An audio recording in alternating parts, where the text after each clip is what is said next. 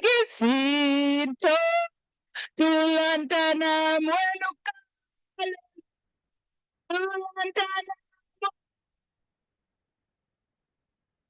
tana ni Kenya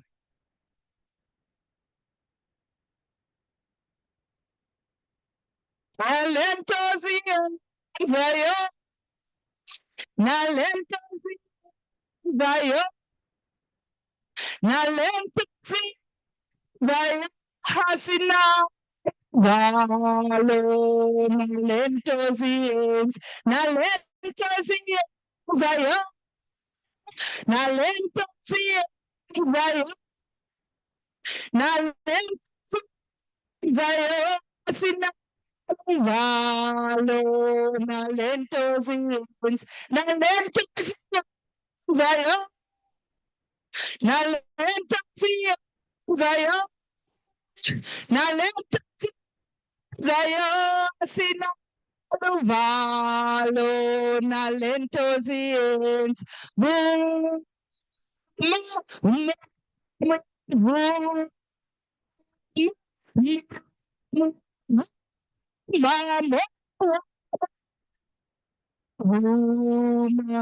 Nalentosians, Nalentosians, I am Nalentosians, I am Nalentosians, I am Sinalo, Nalentosians, I am.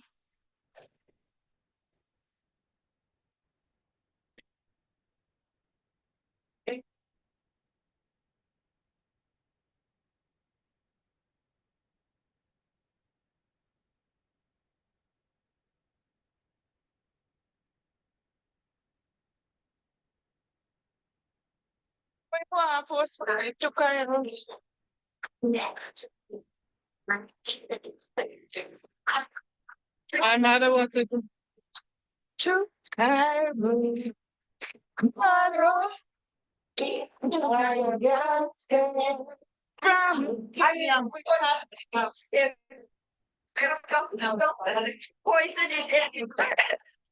from Cairo to Cairo, from Morocco to Madagascar, from Cairo to Cairo, to Madagascar, Tanzania, Letu. Mama, the kitten got my farm. There was a farm worker try. The socialist, I'm a socialist. I'm a socialist. My, so kitten got my farm. There was a farm worker try. I'm an activist. I'm an activist. I'm an activist. So I don't, I don't want the image on me. Crowd, so group of friends, you can sing. I'm a socialist. I'm a socialist. Thank you.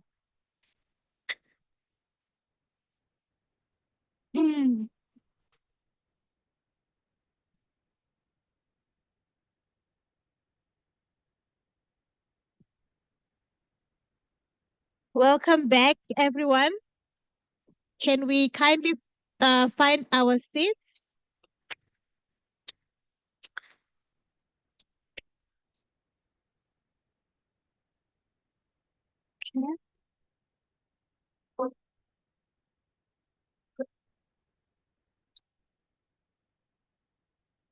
Mm.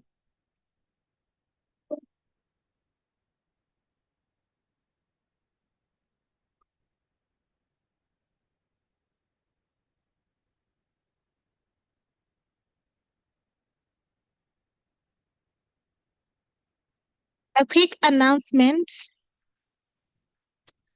We are kindly asking your flexibility because we are running a bit out behind our schedule.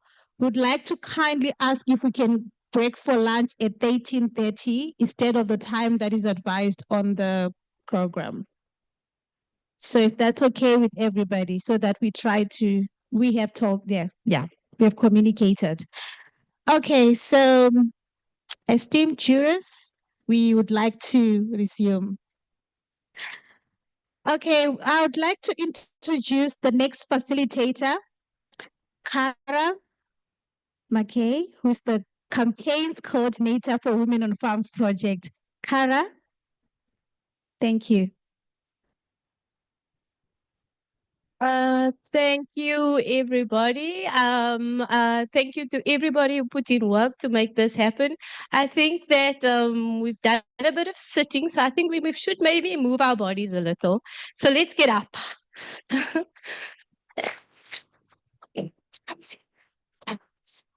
Okay, and we're just gonna do a simple run. Go for a slow jog on the spot, and it's getting more. It's getting more. It's getting more. Okay, so we are the farm workers, so your plasticos, swa, creexeo, swa,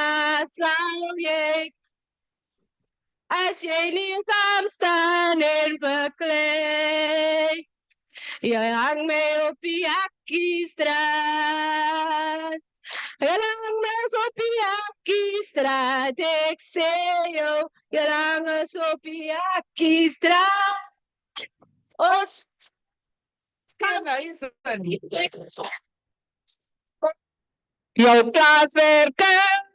jou plaaswerker, sal jy kry, ek sê jou, sal jy kry.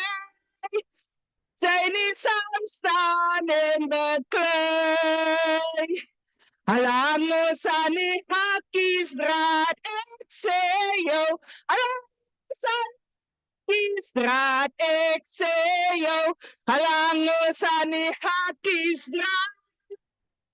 Ons soek vir steenhuise om ons los te maak. Okay, and what other one? Another song? Yes. Okay, so that song basically says what we're saying is that the Hakistrak or the wires, yes, thank you, the wires, the barbed wires. And so if you hang somebody on barbed wires, you are persecuting the person. And so we're saying Steenhuisen because he's responsible for the suffering. So he must come and fix the problem that he started.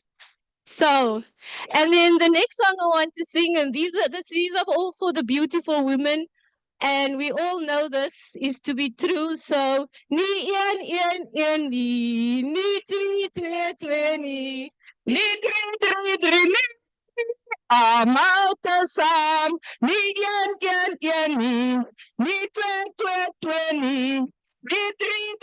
ni, almal kasam, daar moet ook vrouwen wees, daar moet ook vrouwen wees, daar moet ook vrouwen wees. Almal kasam, daar moet ook vrouwen wees, daar moet ook vrouwen wees, daar moet ook vrouwen wees. Almal kasam, nie nie twee nie amal kasam, ni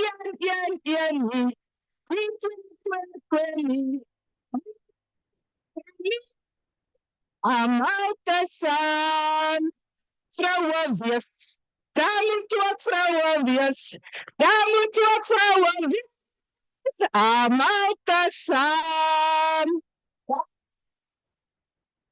So that song is saying is that when women are in church,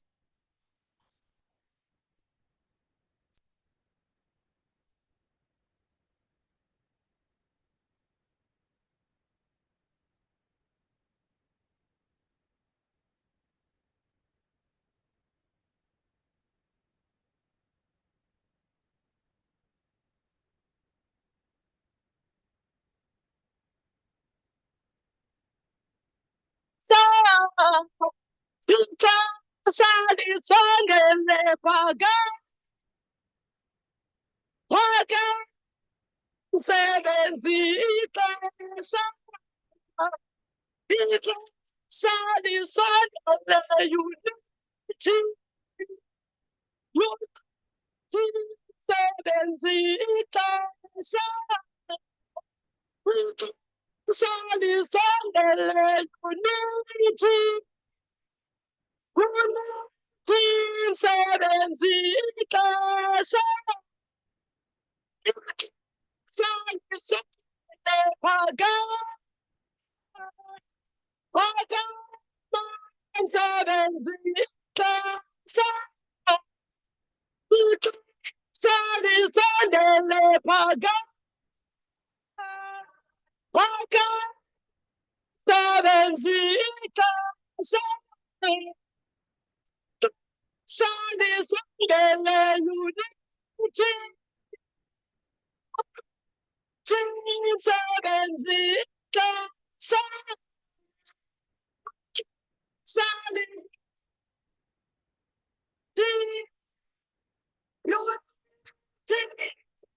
sebenzita sali paga, paga sebenzita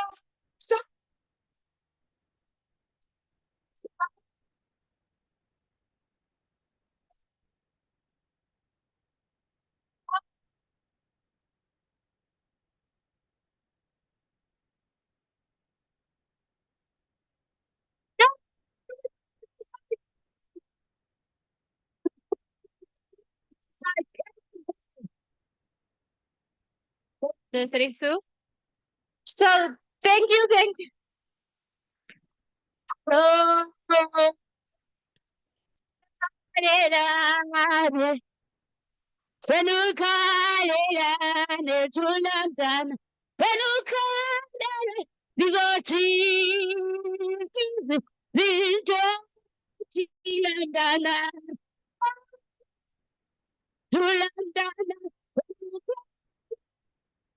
Tulandana, Pedrocane, este Carlos Abasale, oh yeah, Tulandana, Payana, and you Tulandan, Pedrocane,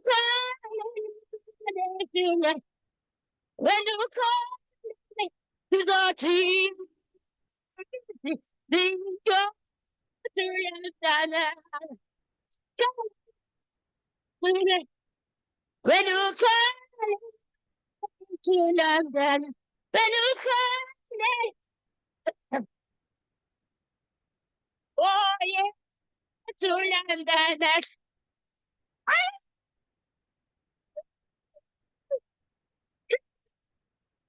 London, when you come to Carlos,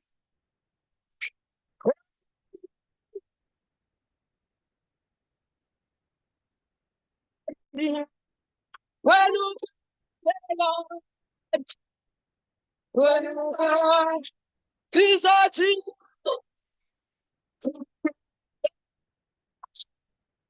when you come, oh, to London, when you come, Jesus,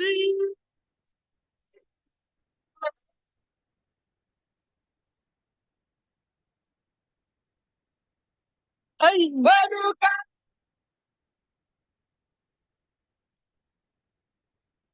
this is Carlos on the oh, yeah, when you come to London,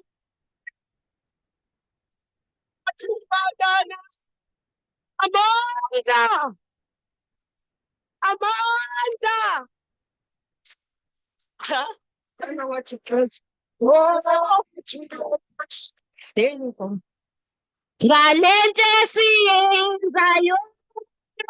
Galente Zayo, Galente Zayo, Hasena, Galente galente cienzayo, cienzayo, galente cienzayo, no los valos, galente cienzayo, Bumoya wa moya bo, bumoya wa moya bo,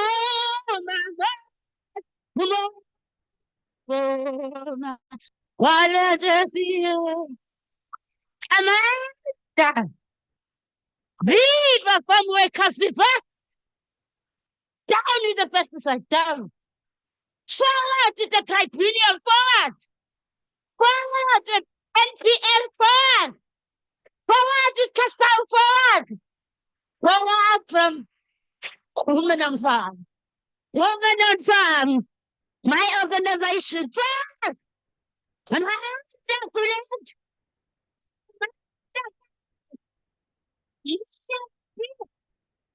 Viva, viva, viva.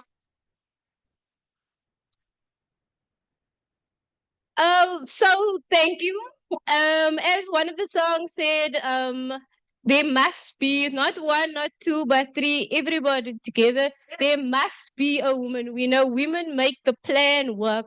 So I'm very proud to present our next speaker, Paola Vigletti, and she's going to be talking to us about the effects of pesticides on children, on farm worker children, the children that live on farms. Thank you. Handing over to you. Thank you very much, Karen. Thank you, everyone. Feel very privileged to be here and to present not just on my research, but on the research of my research group. I'm going to go back to the beginning of the slides. I don't know if they are available. Let's see. No, it's totally fine. And thank you, everyone. That was wonderful, wonderful to be a part of this. So yes, my name is Paola Vigletti. I have a background in neuropsychology, public health, and I'm now doing my PhD at UCT in the same department as Leslie London, and Akil Dalvi is my supervisor. And I'm going to be presenting on his behalf on some of the research that our research group is doing. Some of the papers that have been published and the empirical studies. So fantastic. Could we go to the first slide? Would that be possible? Okay, fantastic. I'm just going to see if this works. Okay, so like I said, I'm going to be looking at some of the health outcomes and some mitigation measures that have been sort of indicated by the research that would be helpful in addressing some of the impacts of pesticide on human health outcomes, particularly in women and in children working and living on farms. Okay, so the first research, basically I'm going to give a bit of a summary. Obviously, we don't want to get too much into the scientific findings because we're wanting to present this research to a broader public. So essentially, this study by Mwanga and colleagues was looking at the effects of pesticide exposure on respiratory health outcomes in rural women working on farms, looking at asthma outcomes in particular. And the findings of this particular research study suggested that pesticide exposure may contribute to asthma risk, specifically in women. Okay, moving on to the next study, because we're going to keep it going, because we have quite a few to get through. The next one is from the CAPESA cohort, which I've also been working on since 2017. And this research in particular, this research cohort is with 1,001 children from Piketberg, Grabouw, and Durance. And it's an ongoing cohort project looking at various health outcomes in relation to pesticide exposure. So this particular study found that various interactions with farming activities on behalf of children impacted adversely on some of their neurocognitive outcomes and also self-reported headache scores. So children reported more headaches when they had either engaged in farm work, eating crops, or eating fruits from the fields. So the main conclusion from this study that can be drawn is that pesticide exposure may harm child cognitive functioning, specifically when they are interacting more in farm-related tasks and have higher levels of pesticides, essentially. The next study by English and colleagues basically looked at what Leslie London talked about in terms of endocrine disruption, endocrine meaning reproductive health outcomes in children in particular. And this study found that essentially pesticide exposure may disrupt growth and reproductive outcomes amongst young boys. And this was also done in the Western Cape province. And then I'll go to the next set of findings. Okay, Motsoeneng and Delvi.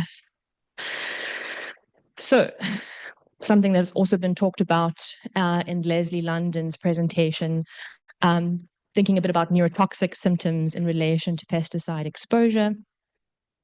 So this study in particular found that neurotoxic symptoms increased with higher levels of pyrethroids. Pyrethroids are also, I think, a class 1 pesticide, similar to organophosphates and carbamates.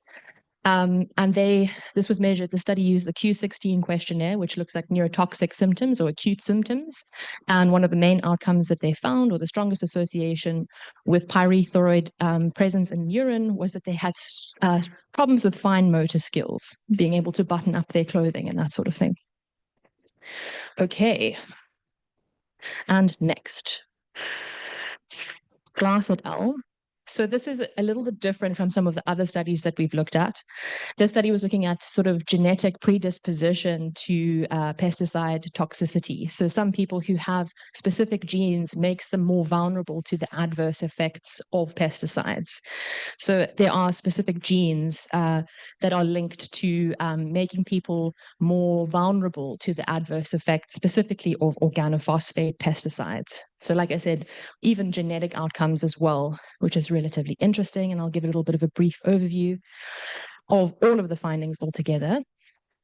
And then in terms of the research that I'm currently working on, I'm busy looking at the impacts of pesticides as measured in child metabolites through urine, and looking at the impacts on neurocognitive outcomes in particular.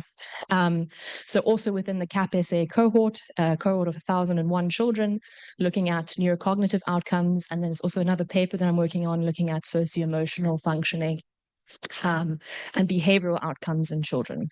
So this has been kind of like a wild run through, but I just kind of want to focus more on the conclusions of this kind of research, because obviously the statistics aren't necessarily something that we can get into in depth. Although if there are questions regarding them, you can pose them to me as well, either in the session or via email. So in terms of conclusions, what can we conclude from this body of research from the Center of Environmental and Occupational Health Research? So this research suggests that there's widespread exposure in farming communities and adjacent communities with pesticide drift, for example. So there's high pesticide exposure observed not just amongst pesticide sprayers, so those directly interacting with pesticides, but farm residents and also neighboring communities through pesticide drift. And some of the populations affected are those most vulnerable, so women, children, for example, and these have very negative effects on various health outcomes that can have ramifications long term. The potential health effects, so associations have been found with respiratory symptoms, immune changes, neurobehavioral and neurocognitive effects, which is sort of brain functioning, cognitive functioning, developmental impacts in children, and also it suggests potential long-term risks, although there's need for further longitudinal research studies.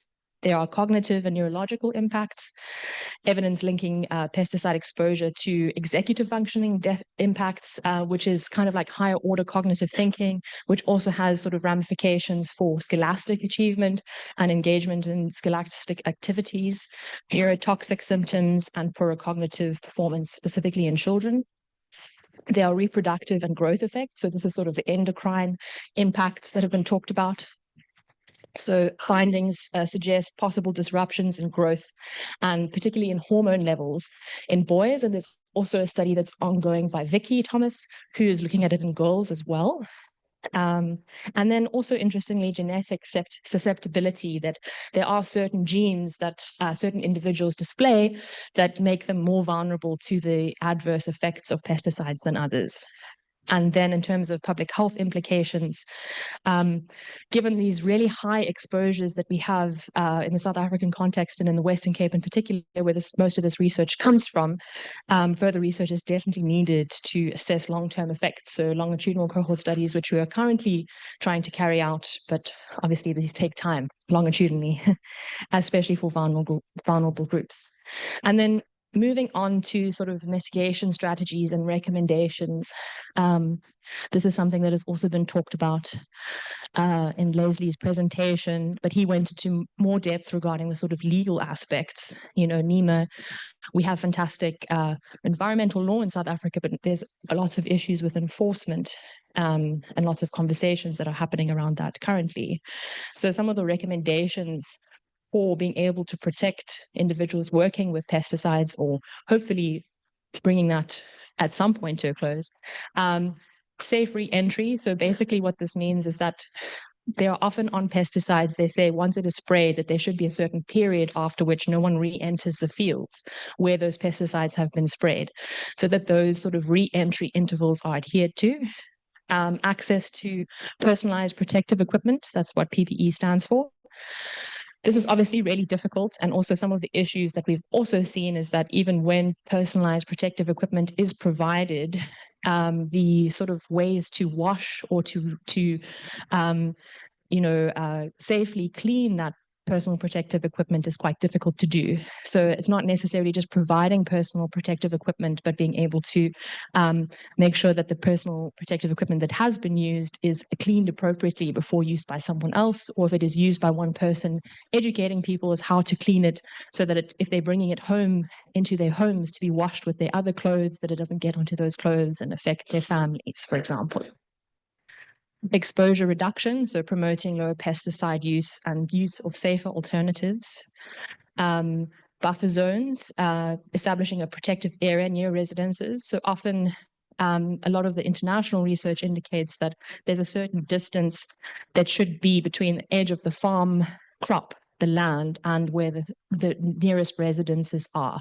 And some of the exposure metrics in broader scientific research from the global community indicates that being less than sort of a kilometer away from spray is relatively dangerous for health outcomes. Thinking about awareness and surveillance, so strengthening training and health monitoring. This is obviously really difficult in a resource scarce environment, which is also something that Leslie spoke about, that it also has many things to do with political will, which we've also heard about. Then also thinking about health access, so improving screening and healthcare services, making people aware of what is actually acute pesticide poisoning apart from some other kind of poisoning. How do people present? So often with acute pesticide or organophosphate poisoning, people almost display epileptic or fit-like symptoms, knowing how to recognize that and address that, so that the sort of after effects aren't as severe. And then also thinking about biomonitoring. Biomonitoring is basically what taking urine samples or saliva samples to assess the amount of pesticide in the sort of biological systems of individuals working in these areas. So I know that all of this has been quite the mouthful, and that there's probably quite a few questions, and I did kind of zoom through the sort of more heavy research, but the main focus of this, I realize, should be on the sort of conclusions from the findings. What can we draw from these scientific findings, and how can they actually inform future evidence-based policy and relevant and culturally appropriate interventions, which is a broader question. But yeah, thank you very much.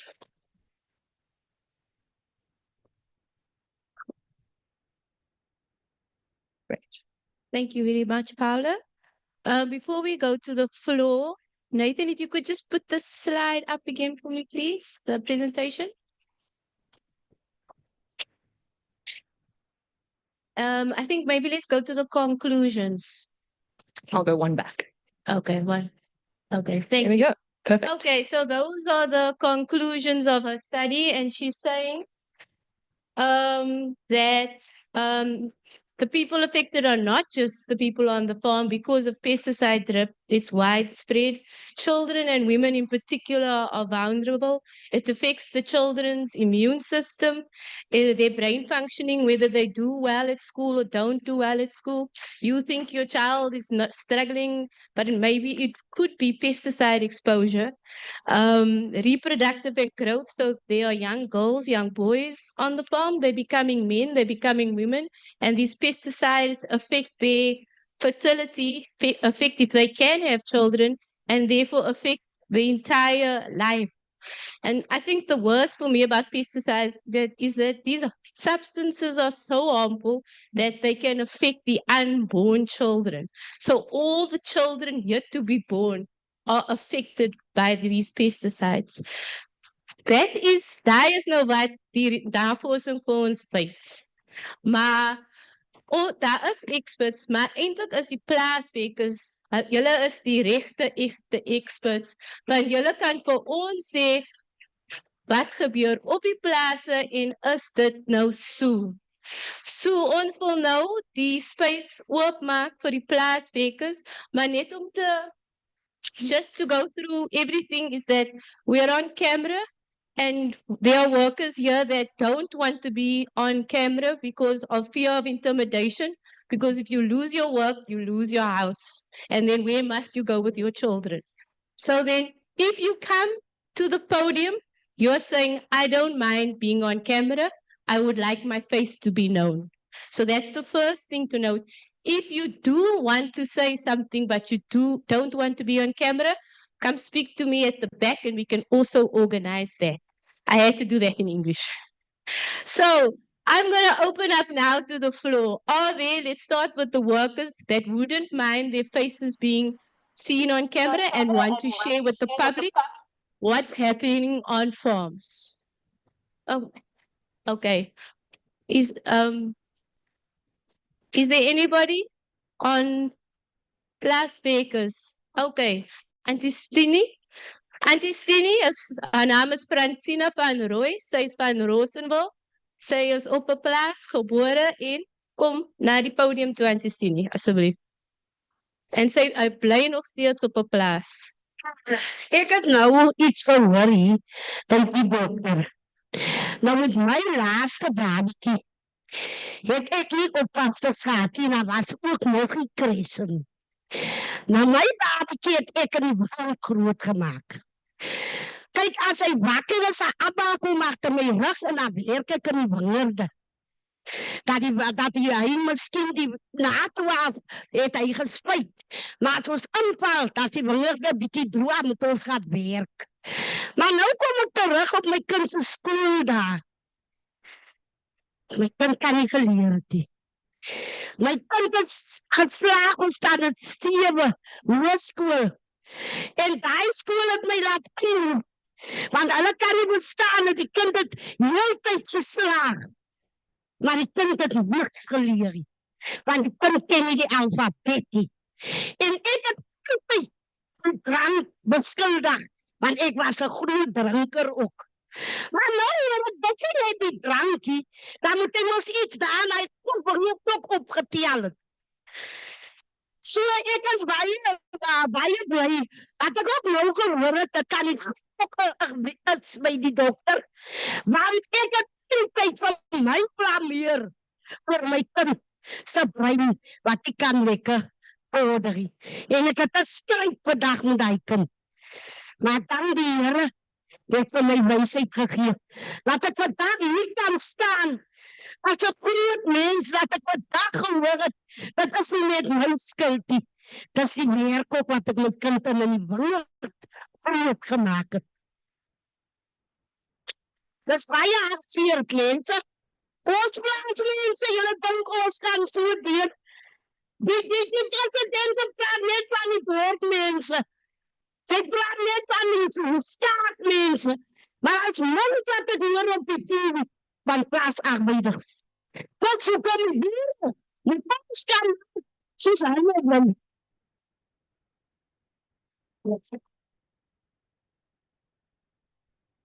Dankie, Auntie Stini. Enige iemand?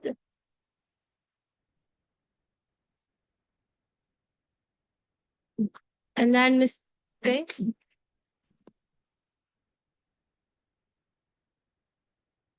Charmaine King. Goeiemôre almal. Ek is Charmaine King van Stellenbosch. Ek werk al van die ouderdom 15 jaar oud op die plaas. Ek het ook nooit geweet dat gifstowwe 'n mens so kan beïnvloed nie. Jy weet, die meeste plase op Stellenbosch het nie toilette in die wingerde nie. Dan werk jy van s'oggends met 'n stukkie brood werk toe.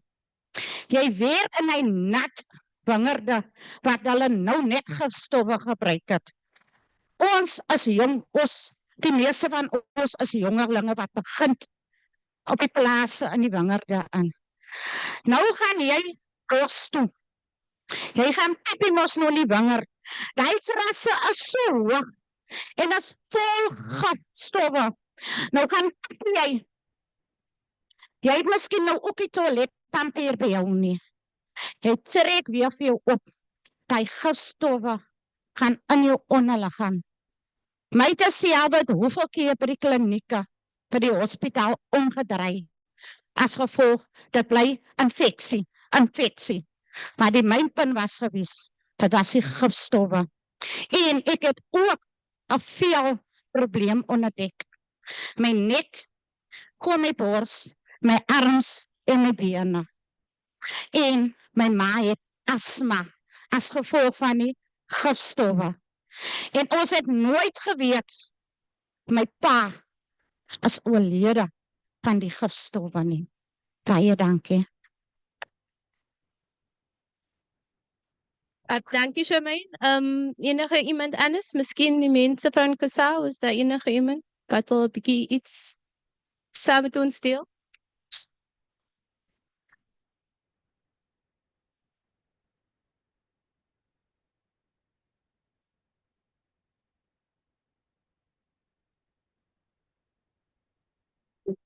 Okay, good morning, comrades. I just have one question. I know it could be health that it doesn't fit into, but I think it's still important if you know what is the link, if there's a link in your research of everyone what else research about the fetal alcohol syndrome, if there's some kind of connection between your findings and the impact on women and children when it comes to, because I think there's a link, but it doesn't show there. But yeah, if you can say if there's a link between it. Great. Thank you. Thank you. Very good question. So there's been a lot of research that has looked at fetal alcohol syndrome separately from this issue of pesticides.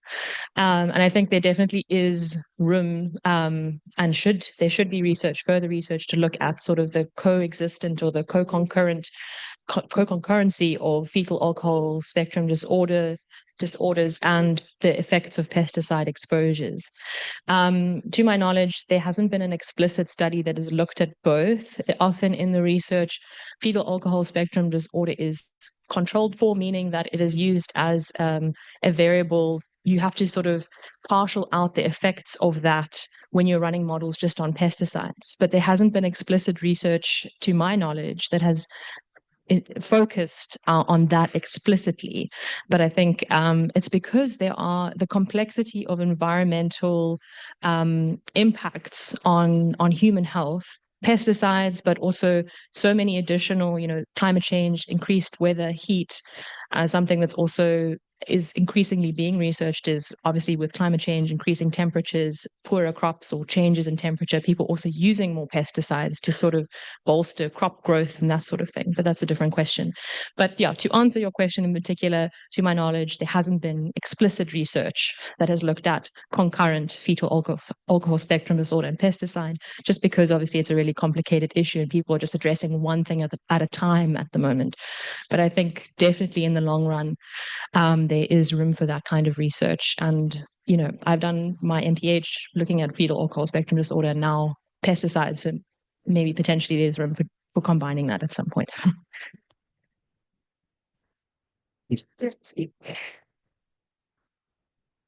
Oh, okay. I can't take your phone. You have to come with him. Okay. Okay, anybody else in Iman? I know we've got people from Blackburn here. With the people, if the space is open to share.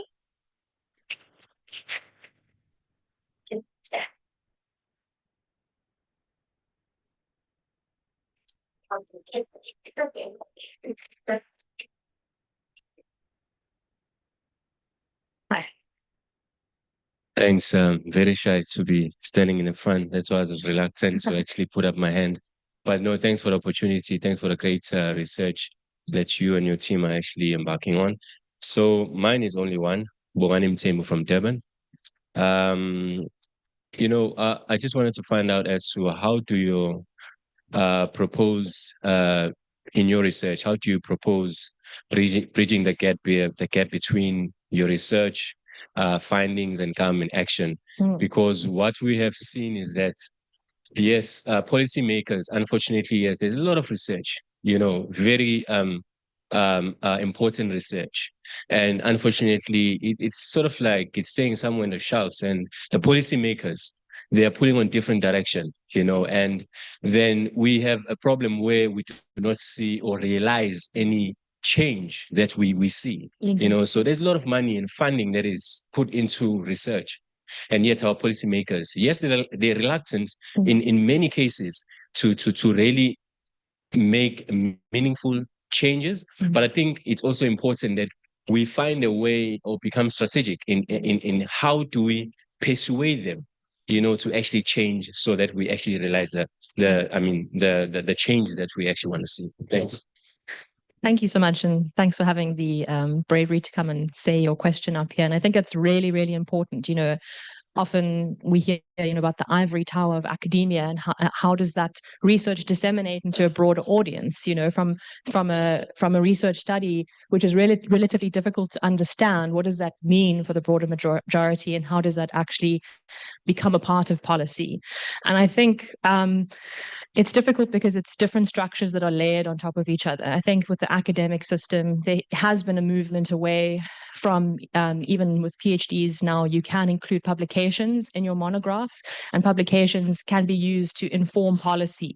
So instead of it being like this huge book monograph publication or monograph that you hand in, that you can actually include publications in your PhD or in research, and that can immediately be used in the sort of scientific community to inform things immediately. So it's not the process of taking your writing and converting it into publications. Also, things like thinking about other ways of talking about your research. So one of the things I'm hoping to do is to create a policy brief that can actually be used from the research that is converted from sort of scientific speech to things where lay people or people without epidemiological knowledge can actually say, this is what this research indicates and what it suggests. So obviously talking about the mitigation measures and why those are important. I think there's often in the scientific community, we talk about objectivity and trying to be balanced, because obviously sometimes the research says something very specific, and people are very worried about drawing larger conclusions that aren't necessarily accurate, and also because our context is so specific in the South African context. So having this contextually relevant research is really important, because there is quite a lot of global research. But in order to answer your question, I think this is also something Leslie London touched on, is that science, unfortunately, it's not always glacial, but it takes a long time. And then we should actually be applying what he referred to as the precautionary principle, which is also constitutionally enshrined, that we shouldn't be using highly hazardous pesticides when we don't actually know what their effects are. And we also don't know what their effects are in the South African context, for example. Also, a lot of risk assessments and risk studies are often done in Western countries, and they're also often predicated on stereotypical male bodies or young males instead of women and children. So sort of the thresholds for pesticide exposure, estimated daily intake limits, are predicated on bodies that are different from the majority of bodies who are affected by pesticides. pesticide exposure. So there's a lot of complexity here, and sort of unpacking that and being able to say, what can we actually draw from the research? What can we say about it definitively? That's really difficult because, any person who has existed in this sort of science field doesn't want to say definitively because cause or proof. There's no such thing really. There's theory. So, but that's a broader question. Yeah. I hope that helps.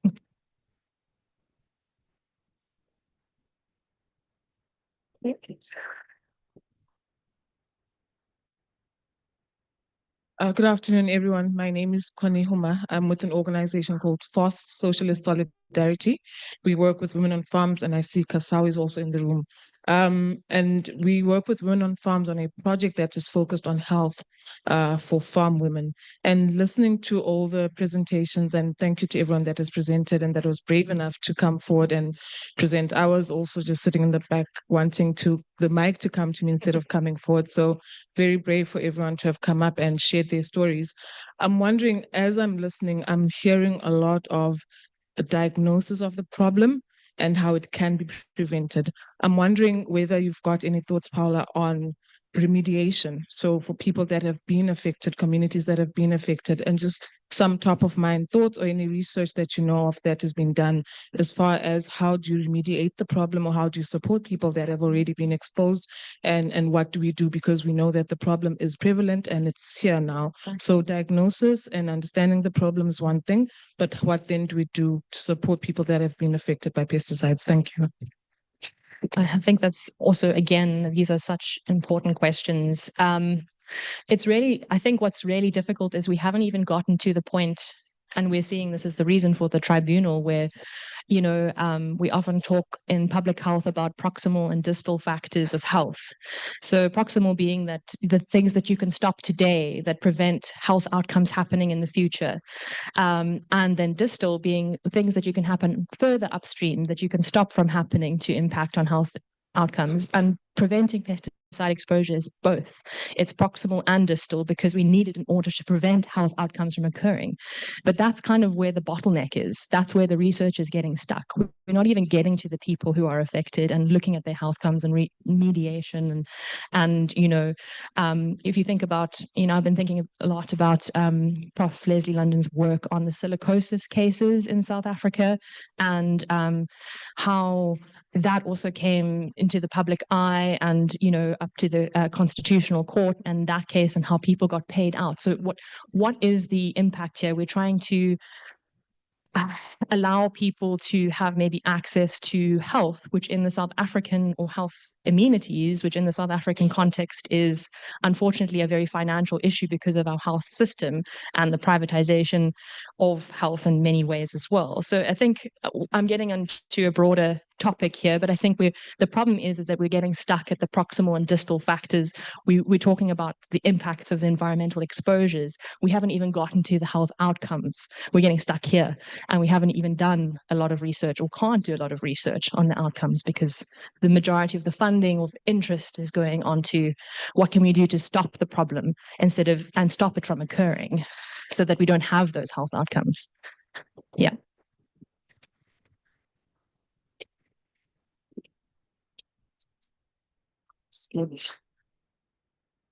Hello, sorry, my name is Paola. I work for TCOE. And sorry, my hands shake, so it's not that I'm nervous. I am nervous because I shake. Okay. It came with my age.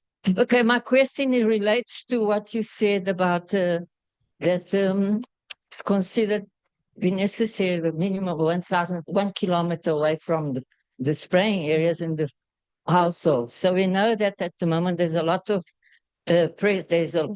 evictions going on throughout South Africa. Farm workers, and Kasam is experiencing, farm workers are being evicted. So when we make those kind of recommendations, in terms of health, yes, how does one combine that with make sure that it's not used by the owners as a further excuse to speed up? Exactly. Or If you think that farm workers' houses are in the middle of this, so they need 1 kilometer either way.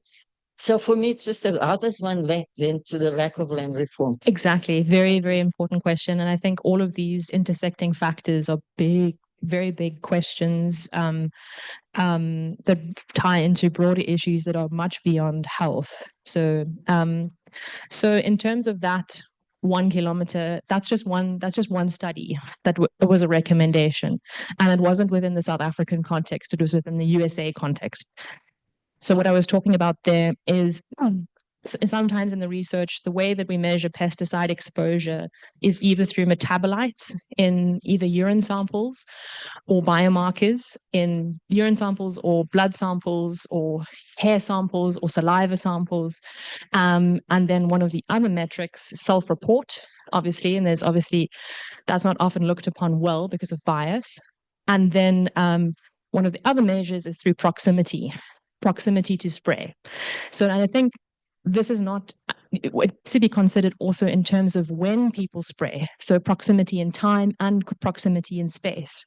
So if people can very much live on farms, it shouldn't be used as an excuse, but people should be told, we're going to spray on this and this and this day. And this is why spraying schedules are so important, that, we're going to be spraying this pesticide or this bio, if it's an organic pesticide or whatever, so that people can be told and then they can adjust accordingly. And then that's also the ideas of re-entry into pesticide sprayed areas. So I think you've highlighted a really important point, is that there's so many loopholes and there's so many issues. You don't want something scientifically to be said and then farmers or politicians use that against the people that it's supposed to protect. So this is why science has to be so nuanced that, not just looking at proximity is important, but various other things. Yeah. Thank you. I'm going to take two more comments, and then I'm going to open to the judges for questions from the judges.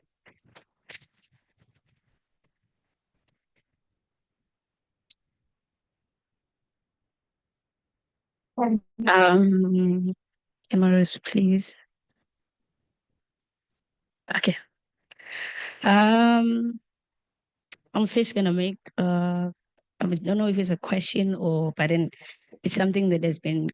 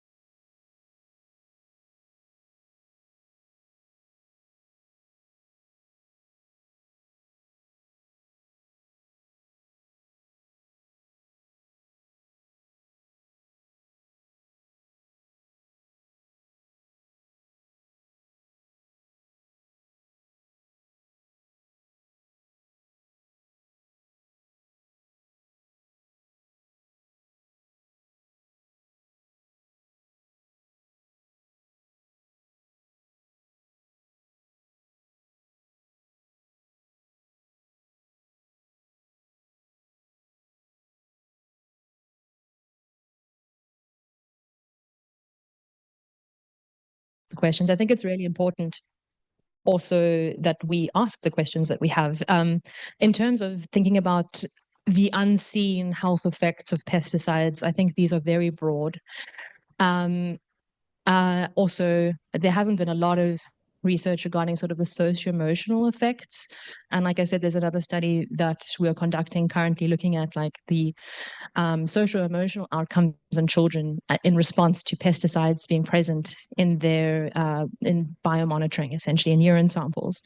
But I think you're really correct. I don't know of a study in particular that's looked at fatigue or chronic fatigue, but there is a lot of research regarding many things like renal function, dehydration, which the effects can't always be seen. The the effects could be, like chronic dehydration, where you do get very fatigued and you don't actually know that you are dehydrated, for example.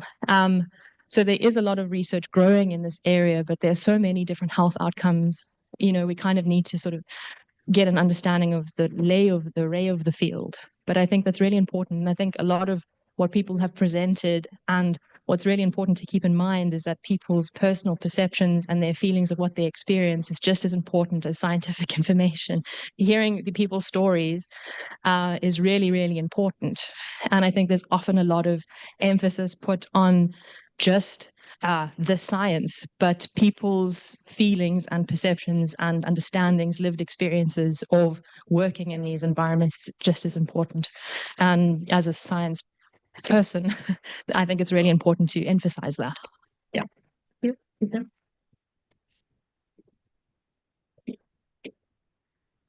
Good morning, everybody.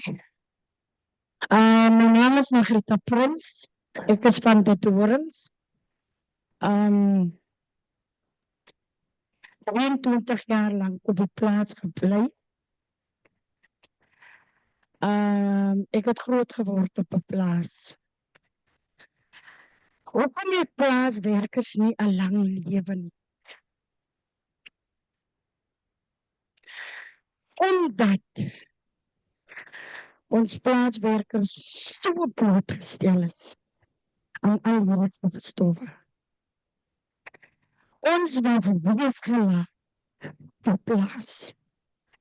Ons albei ouers het gesterwe op die plaas. Ons het groter en groter geword sonder ons ouers. En ons ouers is vroeg uit ons lewens uit. But thank God, I've been working in Cape Town as a domestic worker most of my life. But at the age of 23, I decided to go back to the farms, start working as a farm worker. And after I started, I think it was 10 years, 10 years. After I started, I developed sinus. And after the sinus, I developed asthma. And after the asthma, I developed wound infection. And after the wound infection, I lost my womb. In 1994, I lost my womb. It wasn't a happy year. It wasn't a happy time. I didn't know that the pesticides were so harmful that I could lose my womb. But now, after the years, I only now heard how harmful the pesticides was.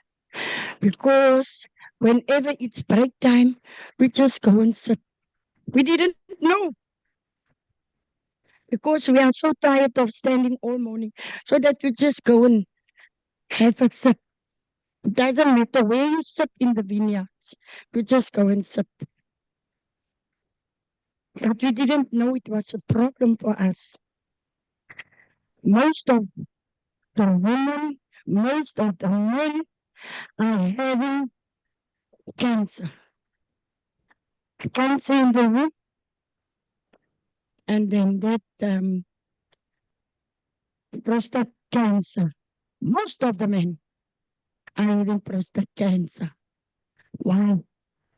Because of all the pesticides.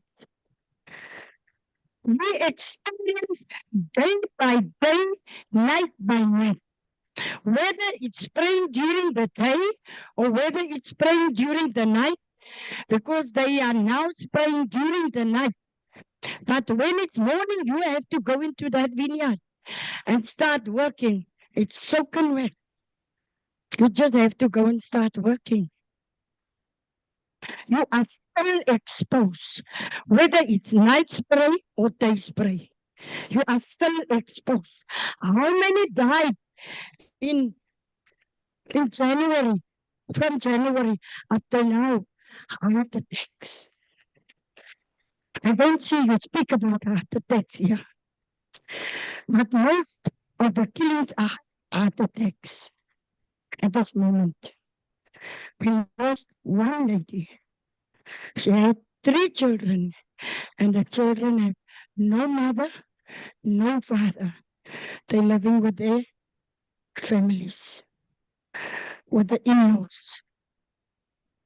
It's not the mother and the father, because the in-laws are not really my parents. I need my parents to live with them. Thank you.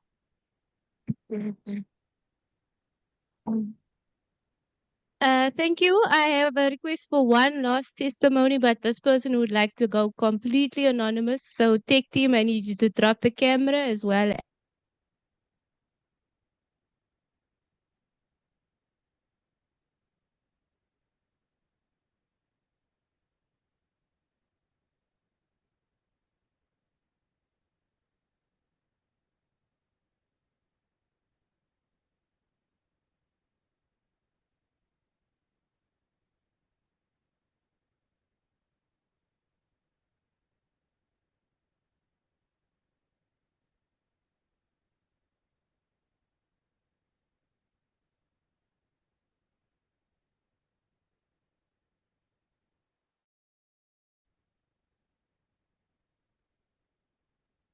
Ah,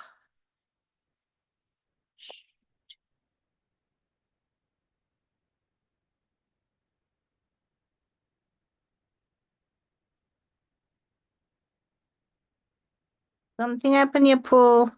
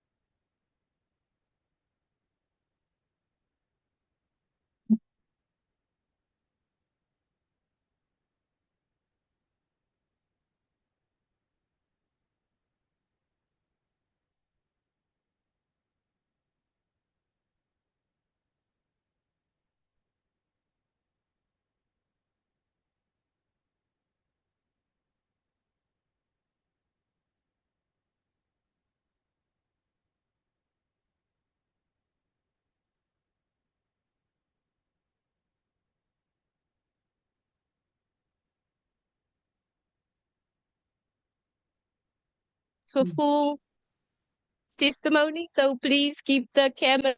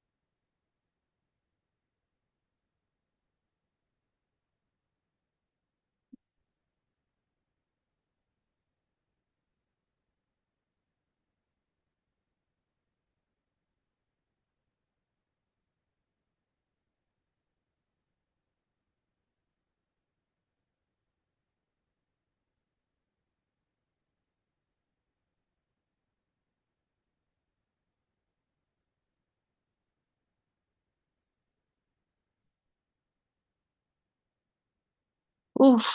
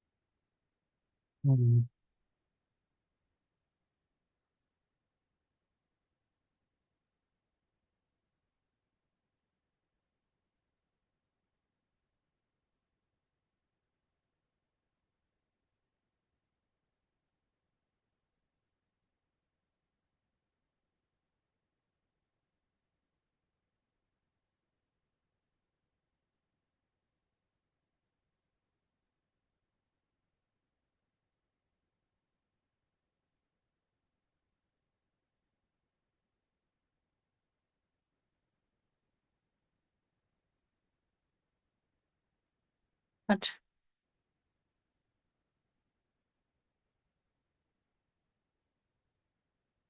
come on, Septoa.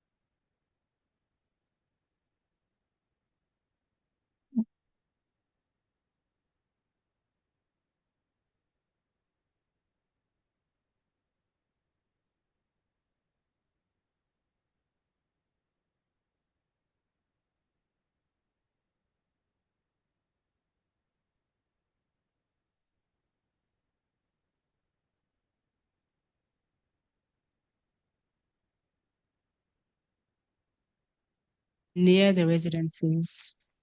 The majority of farm workers live within the vicinity of the farm, where there is hardly a separation between residents and the area of exposure itself. So are you able to explain practically what we mean by buffer zones, particularly in the context where there is hardly a difference between the residents and the actual area of exposure? So that's the first one. I'll just put to you all of the questions, and then you can answer them at once. In terms of, and I guess I only have two, biomonitoring, you are suggesting that capacity be built for exposure training. Can you just clarify, are we tracking the same individuals over time to see what the differences are over time, or are we tracking different persons? So those are just the two clarity seeking questions. Thanks so much. Great. Thank you. So I think part of your question was answered when I answered the other questions about the buffer zones. I think it's really important to consider, like we said, that the majority of individuals or many farm workers still live on farms and within very close proximity to crops. So one way to address this is not just to think about buffer zones in terms of proximity, physical proximity, in terms of distance, but in terms of time. So you can talk about or think about spraying schedule when things are sprayed, and that also factors into sort of re-entry into areas or when things are sprayed. If people live in a certain area, this is maybe a bit more difficult, but you could spray and then, like is done often in places close to Mozambique and Kruger, where they spray different kinds of pesticides, anti-malaria pesticides. They actually still spray DDT in certain areas, but in people's homes, but they're asked to leave for a certain period of time and then come back once the if it's in the air or in runoff or those sorts of things. So that it could be from that perspective. So thinking about spraying schedules or buffer zones in terms of time, although we'd have to look at the research regarding that. It's a very difficult question because of people living on farms, and even, for people in the communities that are close by, because it also depends not necessarily just on distance, but on weather. So if there's wind, for example, the pesticide drift due to spray can also be very problematic. So maybe spraying on days where there's certain weather conditions over other weather conditions. But all of these things need to be established. And this is really difficult because, like Leslie London said in his presentation, there isn't a lot of research regarding, the impacts or in terms of the risks in the South African context for pesticides. And then in terms of the biomonitoring question, it would be within the same individuals over time. You would have to establish a baseline measure and then see during like spraying seasons, for example, if those metabolites increase. And it's very difficult because they're only specific. So urine and the capacity to actually analyze metabolites in urine samples or blood samples or saliva samples, we have limited capacity in the South African context in terms of lab capacity to analyze these things. So it would be great to be able to do this, but we've also got to think about capacity. So building capacity here is indicated, but getting to the point that we actually need it to be, where maybe there's biomonitoring that has to be done on farms to indicate whether it's having an impact on human health. That might be a bit without our reach currently, when we're still thinking about the current risks of using pesticides that are banned in other parts of the world. So yes, I don't know if that answered your questions. In terms of buffer zones, thinking about more proximity in terms of time instead of in terms of distance, and using spraying in other parts of the country that is done as precedent for that. And then in terms of biomonitoring, we've still got to look at capacity in terms of lab availability and capacity for biomonitoring, because it is relatively limited within the South African context.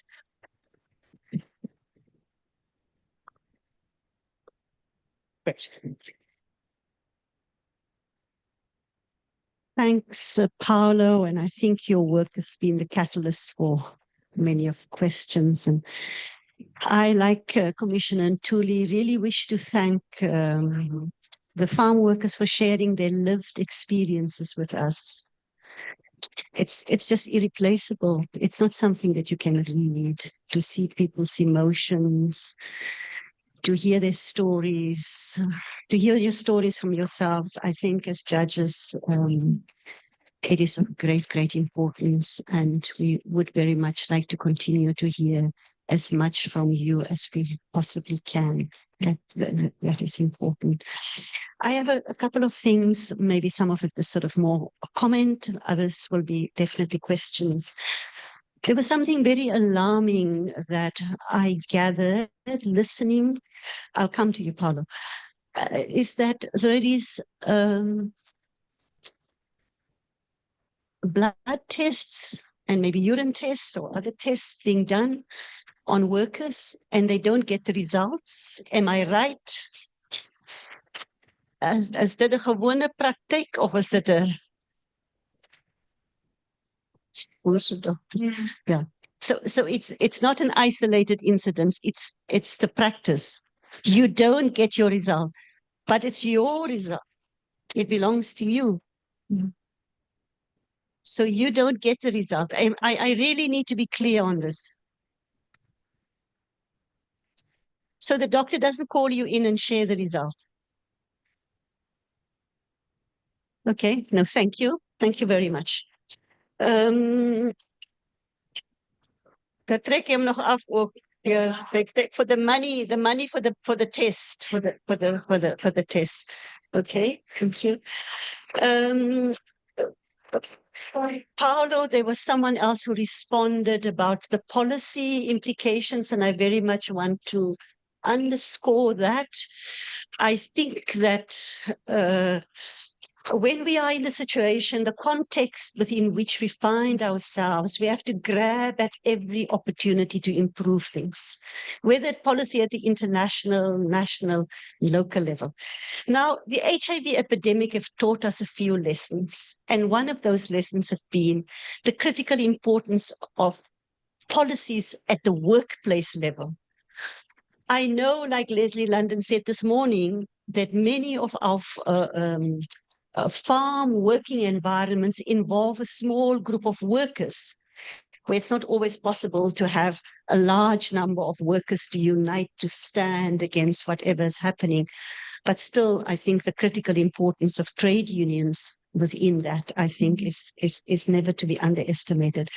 But I really want to understand, are there no workplaces, farm workplaces, where there is a local policy on pesticides or exposures? You don't have policies and agreement that these are the things that we know or should know. Jy word niks gesê nie. So it's as van die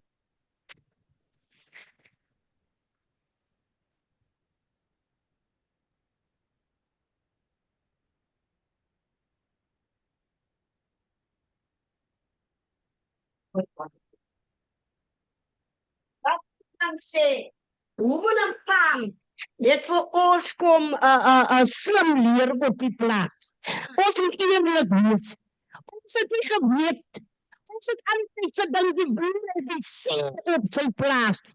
Ons het gedink ons moet sê ja was. Nie so right klein was. Maar hoe dan kan het ons telke tyd uitgevat na hotelle toe, na waar toe, en hulle het ons regte woord onduidelik geleer. My huis aftrek by my kind. Toe kon ek gaan na die boer. Toe, deur wie? Deur hoe man dan?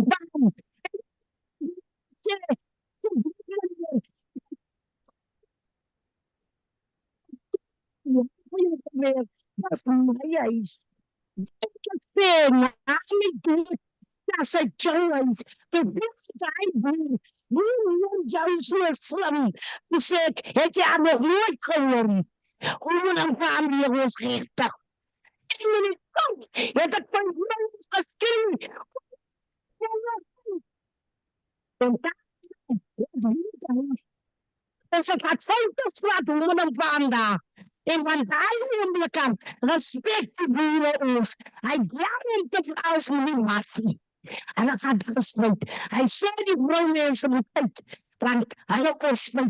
Hij wil niet van in een familie.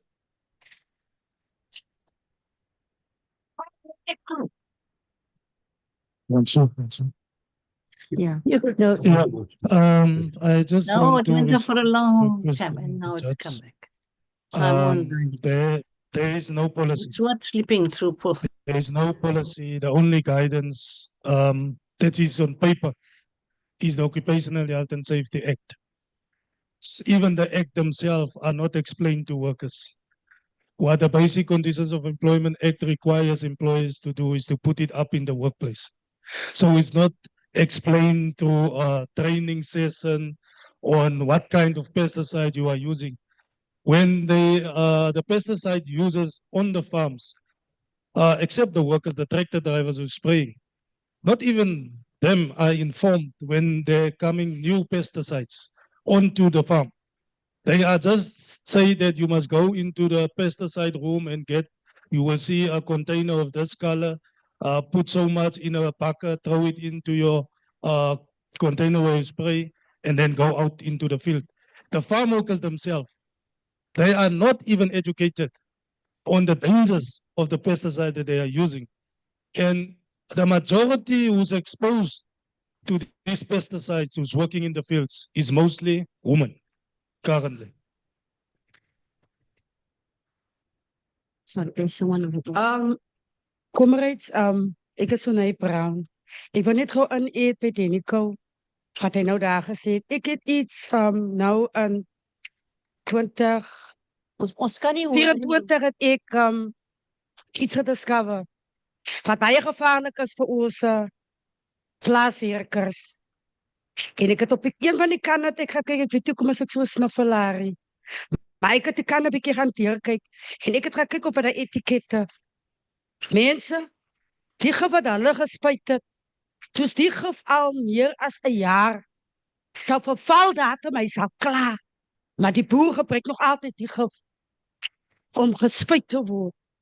So alvoorens hy is klaar gevaarlik, maar nou het hy klaar verval ook, maar hy gebruik het om nog verder geld te bespaar. So waartoe is hulle besig met ons mense?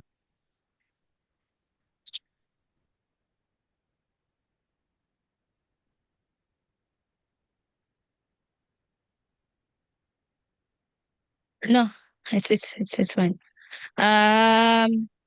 Just to add on Denico on the health and safety policy, I said, yeah, there isn't, but just want to notify the health and safety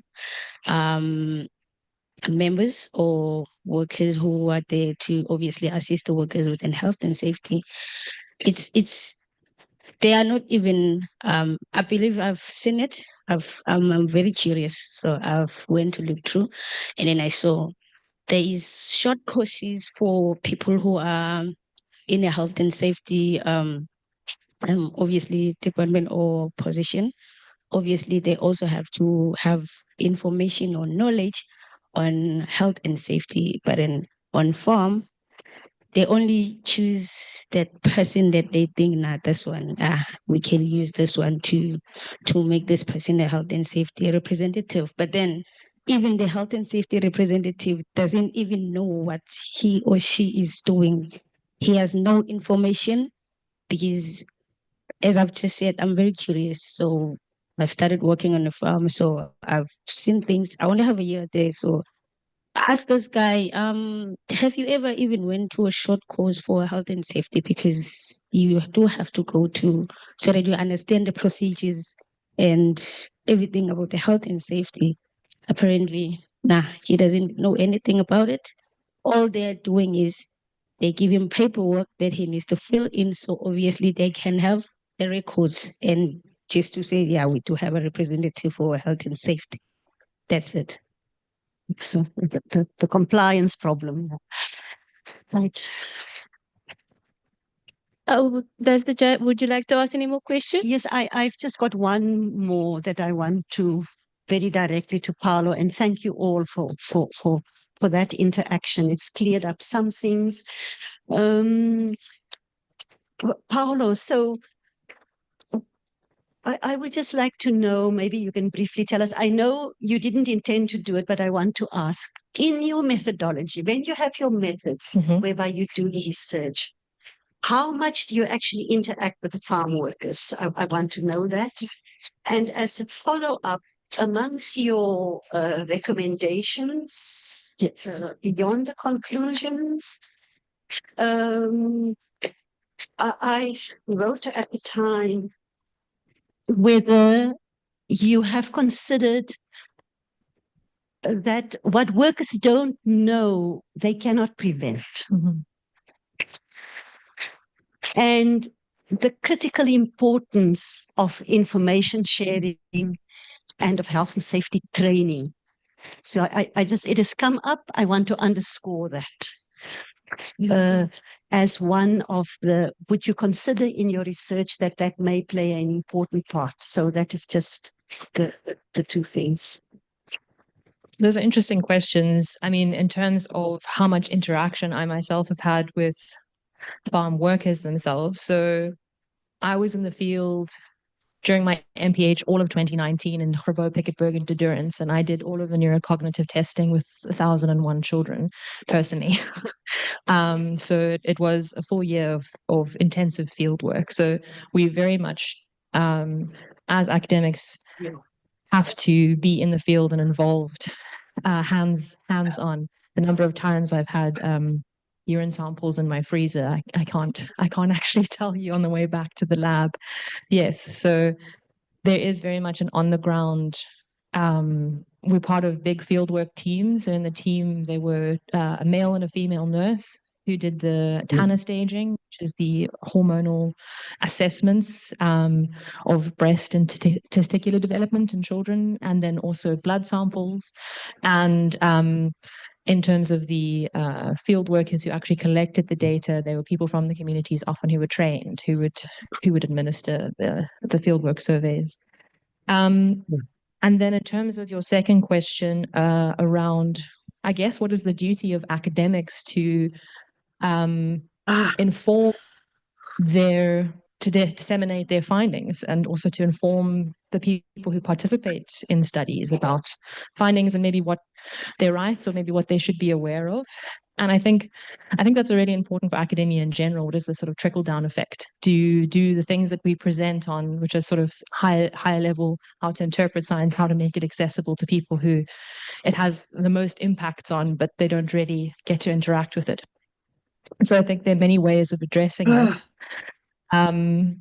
Obviously, like I've talked about policy briefs before, and we've got some really wonderful policy briefs here today. I've seen, looking at the Rotterdam Convention, having it available in different languages, or, the Basel Convention, what do those things mean? What do they mean for us? I think that is a separate question for people who also work in education, in academia.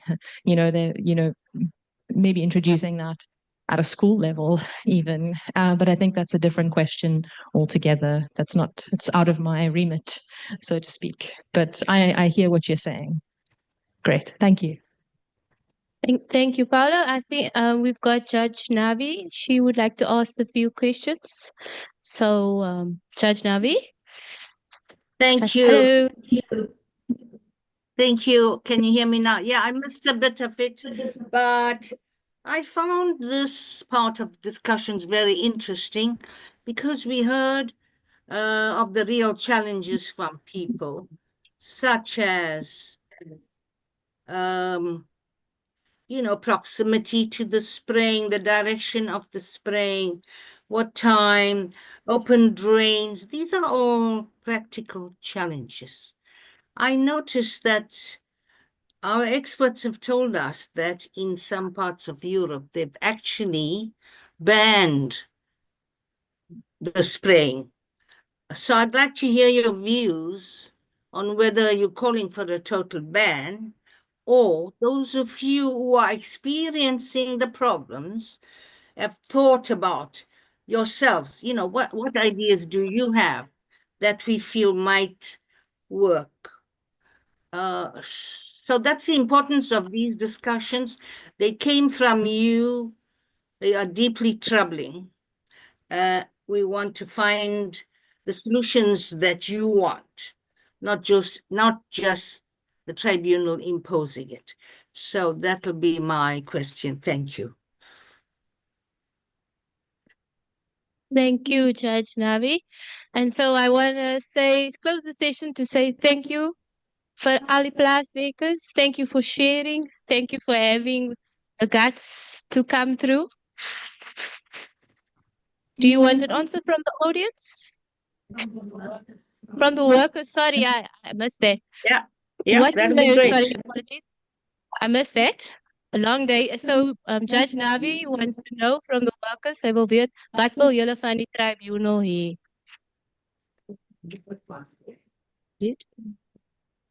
Okay.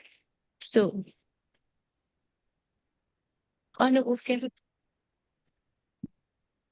Thank you so much.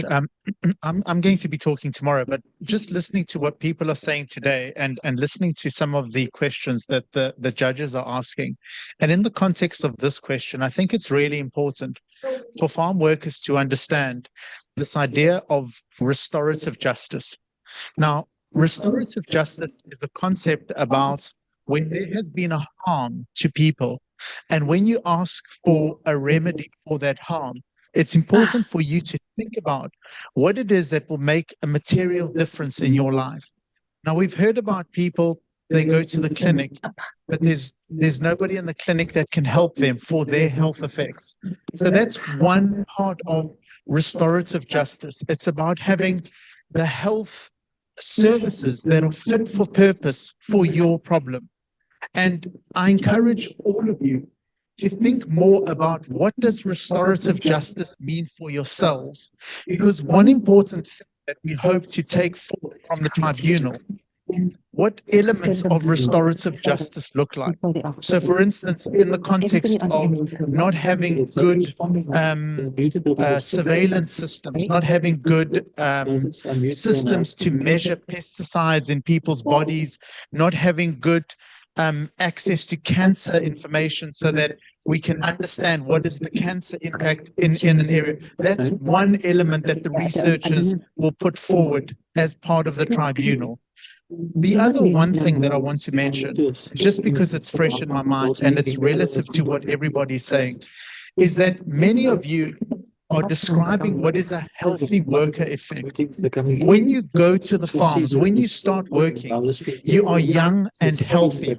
And when you start using these chemicals, you don't experience an impact.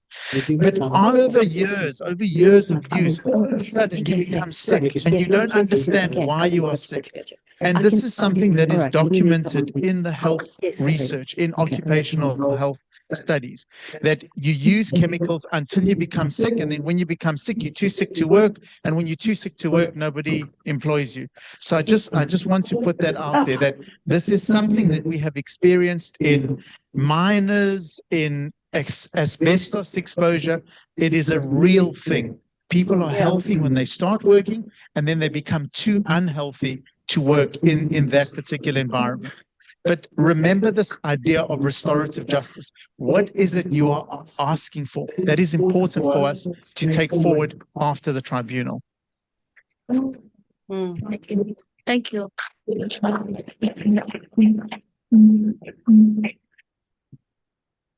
Ja, wat die video met wat sê ek ooit Ja, goeiemôre almal. Ek is Noel van Wyk, ek is 'n shopsteward daar op my plaas vir Kasau. Wat ek van die tribunal wil hê, een van women on farms, dat jy doen aan met jou, dat jy voort van die saak, dat hy gesoek kan word, dat jy ook kan uitvoer. Maar het is saak, dat van die plekken dus niet plaatsen. Dat dan zo vet van die kom je niet, allemaal niet klaar.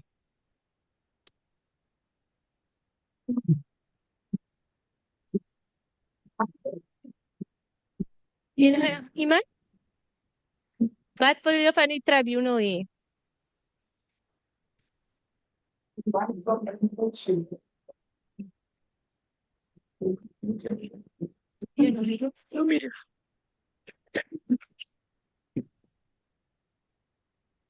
Good day, everyone. I'm Laura Bull from the Northern Cape. When we are living here after this tribunal, for me, I would say, firstly, I want the pesticides to be illegal. We want them banned. We don't want to work in the work environments and the harsh circumstances that we are working in. We want proper PPE trainings. We want qualified safety officers in our vineyards. And the thing is, we don't want to be enslaved anymore. Do we want this to continue? We don't want it anymore. We are tired because most of our kids are growing up without parents because we are dying. We are being enslaved. And then the farm owners, they don't want to compensate us for the work that we are doing. And we are the ones who are getting ill and killed. And Steve was saying the other day, she doesn't even have bread anymore due to being exposed to the pesticides. I've been working ever since 2016 when I matriculated as a farm worker. Not only as a farm worker, I was an assistant teacher, but I'm still working in the vineyards because the thing is, that social grant isn't enough for us as farm workers. We want a basic income for us as women to be just an extra income for us as women because we are the ones who are suffering.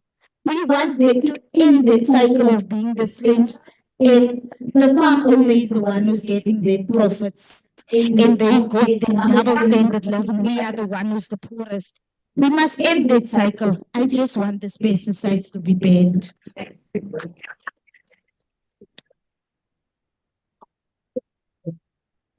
Okay, we've got a comment. No media, please.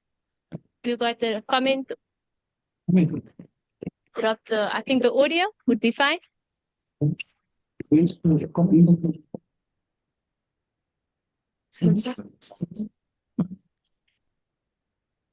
don't know what you're talking about. Sorry, where? Audio's off. You want, yeah, what's off? Yeah.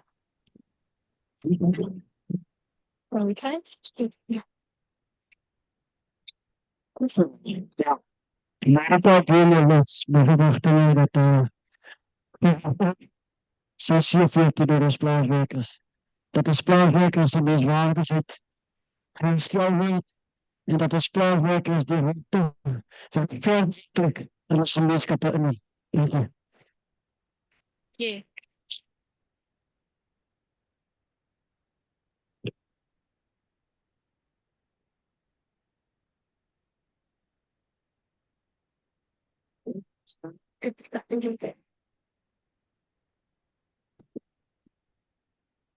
Goedemiddag, môre.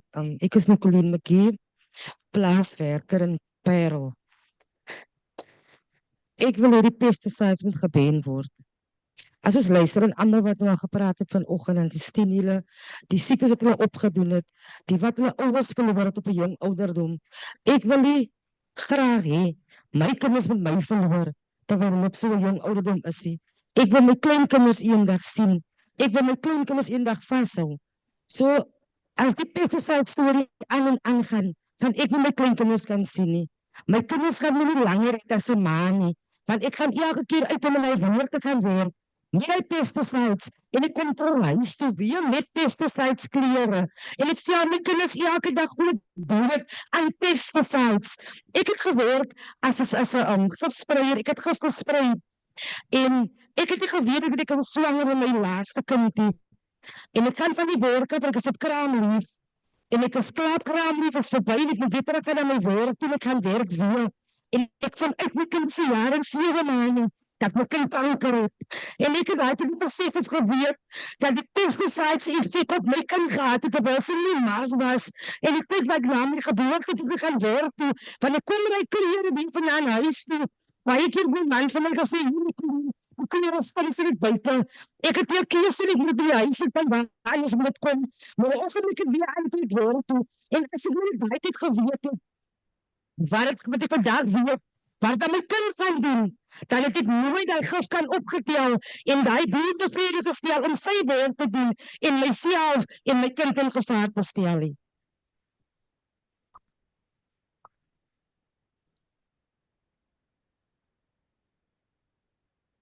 I just want us to remember, as the tribunal and everything, everyone who works together, that we also have the issue of migrant workers. And I feel that they are excluded in this process because they work on the farms, and when they got sick, they have to go home and die there. But they have contracted the illness, the pesticides here. So we also have to look, we have to make some kind of input and make sure that we also include the migrant workers. My other issue is not the issue, but if we talk about zoning, I feel like we say if there's zoning, it's fine. Pesticides is fine. Is this what we're saying? I want to say we should ban whatever pesticide there is. We should say no to harmful pesticides. But we also have to look at the policies in the laws, that it is more inclusive, that it's more in the open, that the workers understand the laws and the policies. That it mustn't just be on paper. It must be living documents. The laws and the legislation, whatever there is, to make sure that workers understand these laws, but also they can use the law. They can challenge the farm worker on these laws. But if we don't know what is in the laws, we can't challenge anything.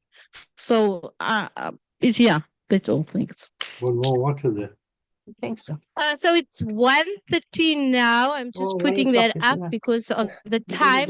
I'm going to take 2 more and then we will close the session. But it's a conversation that will continue. It's not the last, it's just the beginning. Thank you very much for the opportunity. I think the point that you mentioned now about migrant workers also sparked something about to me about small scale farmers, because the small scale farmers, they work like farm workers. They are the ones that do the application of the pesticides. And I think I'm trying to represent them in this regard because I think they would really benefit from the outcomes of this tribunal. Thank you.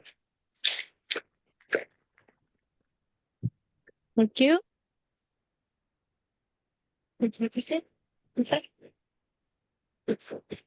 Thank you very much. And I just wanted to raise some of the issues to the judges that's here. And I'm going to be able to just look at it through a lens of restorative justice. Because the challenge that we are sitting with is that we know that both the criminal justice system and the civil justice system take exceptionally long. We know that. Because the problem that we're sitting with is that we're still concentrating on formal equality, Judge Pillay, and not substantive equality. And so I am glad also that the issue of migrant workers were raised. So for me, it is to go beyond formal equality and address the structural inequalities faced by seasonal, migrant, farm workers, domestic workers, and mense. Ons moenie vergiet ook nie. I don't care what, the positionality, and I know, Judge Pillay, there are many challenges, but all workers, whether or not it's domestic, migrant, sex workers, farm workers, all have the same challenges because we know what capitalism does. And so these workers are often excluded from labor protections, and it's very sad, 30 years on, very sad. Lack of healthcare, and also the gendered exploitation of women, because nobody knew the challenge around sexual health and reproductive rights, which you had to go through in relation to the pesticides. So, I mean, for me, it's about proper labor laws that needs to be, that needs to go beyond formal equality and need to look at workplace safety, maternity protection, and fair wages. And also the regularization of, in particularly, migrant workers. It's unacceptable that we still have undocumented and exploited labor on farms. And then also, in addition to that, we need to look at, judges, the compensation for our widows. It is beyond me to be able to see that widows at the end of the day, because now she's a single woman, she's somebody that actually provides for her family, and she's a single woman, which means that the system doesn't protect her because she doesn't have 2 wages. And so what does that look like? because that person, and we need to be able to intersect that also with a challenge if she wasn't married or was married. Yeah? Because more than 50% of our women are not married. And so legal and policy reforms, Judge Pillay, we need to be able to look at, we need to be unapologetic around banning of harmful pesticides, enforcing worker protection, and also, Judge, promoting feminist agricultural policies. Feminist agricultural policies. We need to be able to lens it. Community empowerment. We need to support women-led farming, education, months. Ek exclude vir julle nie, né? Julle moet maar support. Maar op die einde van die dag is die vrouens wat organise, né? Ons is die backbone. Ons is die center. And so we need to be able to understand that advocacy for systemic change need to happen. And so I, like I said, unapologetic around the banning and the workplace justice. We need to go. I cannot emphasize, Judge Pillay, we must go beyond formal equality, recognizing that women farm workers have different biological vulnerabilities. You can pee, you go and pee with the pesticides that comes through the grass. What does that look like? You go to a clinic, then they're going to say you to feel sex. It's got nothing to do with that. So protection of sexual harassment and gender-based violence, ons praat nie van die violence op die plaas nie. And so often ignored in agricultural and domestic labor sectors. And so I cannot emphasize, Bersha, again, around the issue of unions. You know, collective bargaining and empowerment is what we need. We need to go back to basics. And then fundamentally, community empowerment. Mense, ons legacy begin by die huis. Because op die einde van die dag, ons moet ons women-led farming, education, pesticides, ons moet vir sy kinders vertel van dit, man. And so we need to be able to prioritize all of these and corporate accountability and state accountability. The harmful pesticides and transition to worker-led sustainable agriculture and also the multinational agribusinesses needs to fund healthcare and justice for affected workers. Hulle kan nie net in ons country come, they can't just come in our country and just do what they want. Because we need to strengthen cross-border labor protections to safeguard migrant farm workers. And not through a lens of securitization and criminalization, but understanding where people come from. And we need to elevate the voices of affected women and workers in policy making at national and global level. So once again, I just want to say thank you just for the judges. Our remedies, please, need to go beyond formal equality. It needs to center women and justice at the center of what is happening in our agricultural sector. And they cannot just do what they want after 30 years. So thank you very much. Thank you. Those are very, very important messages you are giving the tribunal. So on behalf of my colleagues, let me tell you, we will prepare a comprehensive report. There is no such thing as one violation, doesn't matter, we can't hear it, and so on. We not only heard you today, but we have a lot of research material and expertise, and we will look at what's been done overseas. So that's our promise to you, that we will approach this matter in all aspects of how it affects victims, but especially women, because nobody talks about it. I mean, you lost your baby because you were spraying. That's not a small matter, the life and death matter. So that's my one undertaking. I just want to return to a point I keep making. And that's simply because, you know, I still work at the UN as a volunteer. I've been working there for 20 years. And I'm used to what we call the UN spiel, their language. And all of us repeat that language without asking, excuse me, what does that mean? So this is what I'm talking about. You, the community, are saying, stop poisoning us. The corporations are saying, no, we can't stop poisoning you, because if we do, then it will affect food insecurity. So that's the UN spiel, food insecurity. And our experts have explained that to us.